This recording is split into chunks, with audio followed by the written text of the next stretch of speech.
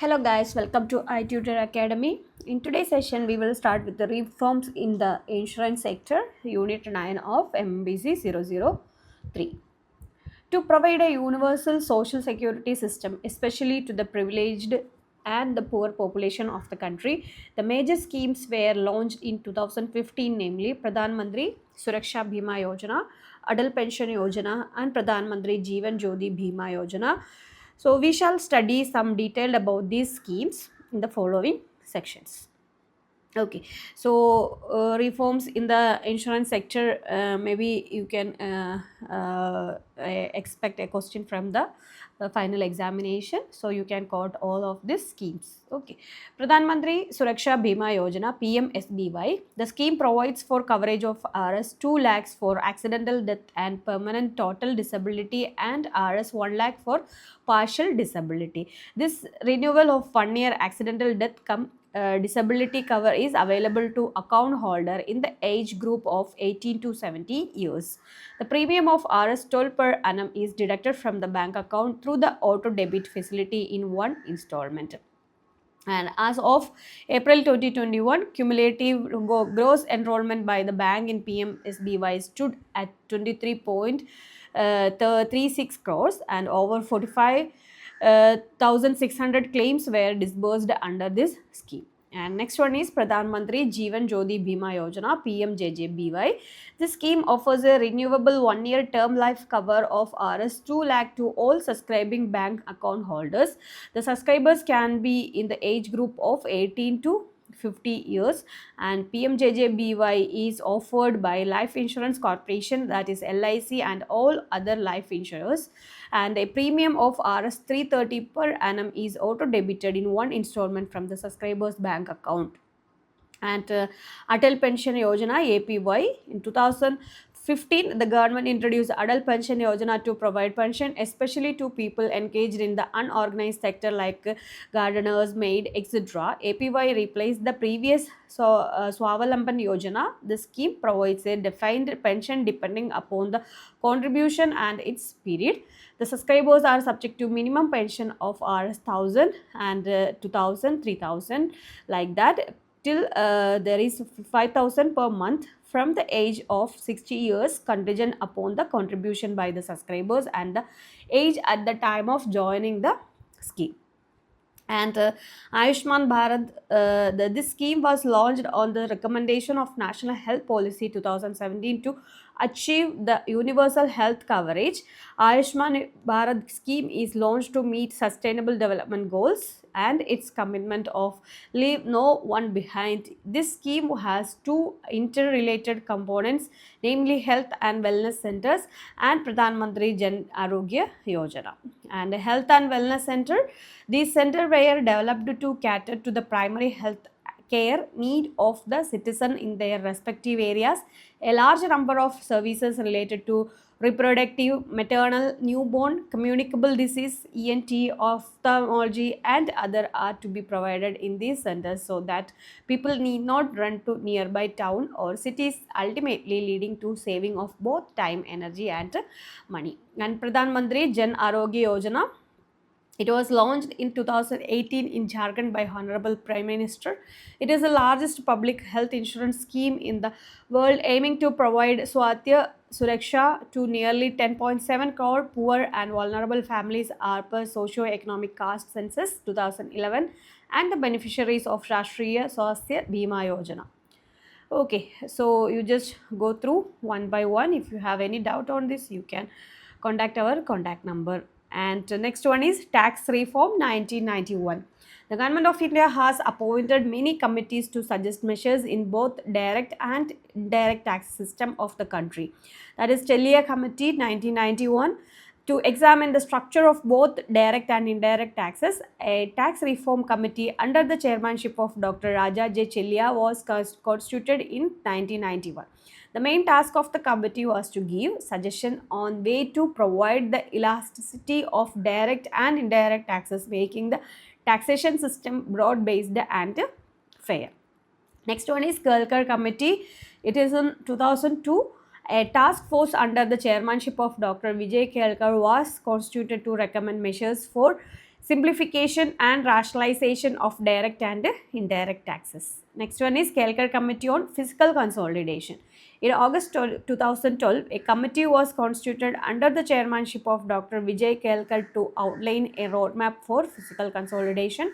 The main reason behind constituting the committee was that in 2012-13, the fiscal deficit was soaring high and it was estimated to reach 6.1% of GDP, and a higher fiscal deficit is a cause of worry for the economy, which could lead to higher inflation. The external balance could widen, investment, growth and employment tended to weaken, and the overall confidence of investor is shaken. And direct tax reform. Direct taxes are those taxes in which the impact and incidence of tax fall on the same person. That is example like income tax, corporation tax, etc. And changes in direct and indirect taxes in Union Budget 2021-2022. It will update each budget sessions. So you just follow the updates from news and current affairs session. And the physical sector reforms. It's a subsection of 6. There is goods and service tax, GST is there. In India, the Constitution of India gives the power both to the state and central government to levy taxes. Central government levies tax like customs duty, central sales tax, etc. and state government levies tax like value added tax, that is what. There was a large number of multiple taxes at various levels of the supply chain levied by both central and state government that lead to a complex structure of the indirect taxes. The cascading of tax which is due to the tax ultimately inflate the price of the goods and services artificially, and the ultimate burden of these indirect taxes fall on consumers. And the salient features of GST are: GST is applicable on supply of goods or services as against manufacture of goods or on sale of goods or provision of services. It is a destination based consumption tax. It is a dual GST, namely central GST, that is CGST, and state GST also there, that is SGST. And GST Council is there for GST. Council Act has a provision for the GST Council, which is an apex committee on GST matters. The composition of the members includes the chairman of the council, which is the Union Finance Minister, the Union Minister of State in charge of revenue or finance, one member from each state who is the minister in charge of finance or taxation, or any other member. The vice chairman is elected among these members of the state. The secretary of the revenue department is the ex officio secretary, and the chairperson of the central board of excise and customs is the permanent invitee in the GST but has no voting right. The GST Council recommends the Union Government of India and states on subsuming various taxes, cesses and surcharges in GST. And the input tax credit is there. Input tax credit refers to the tax which was already paid by the seller or manufacturer at the time of purchase of goods or services, and which is available as a deduction from the tax payable, or the seller can reduce or deduct the tax which they already paid on inputs at the time of paying tax on output. And the GST network, that is GST Network, is a non-profit, non-government organization and manages the entire information and technology system of the GST portal. Taxpayers file their tax return through this portal, and the government can track every financial transaction through GST, and that is GST Network. Advantages of GST is there. Some of the benefit which can accrue due to the GST are the creation of the unified common national market for India and the boosting the Make in India campaign. Elimination of multiple taxes and mitigation the cascading of taxes, harmonization of laws and rates of taxes, and also the evolution of simple tax regime, increase in ease of doing business, reduction in the prices of goods in the long run, thus benefit to customers. According to economic survey, that is about 2020-21 survey, The government received GST revenue worth 1.15 lakh crore in December 2020, along with the ongoing pandemic of COVID-19. Okay, you can update the data current based on current budget and economic survey.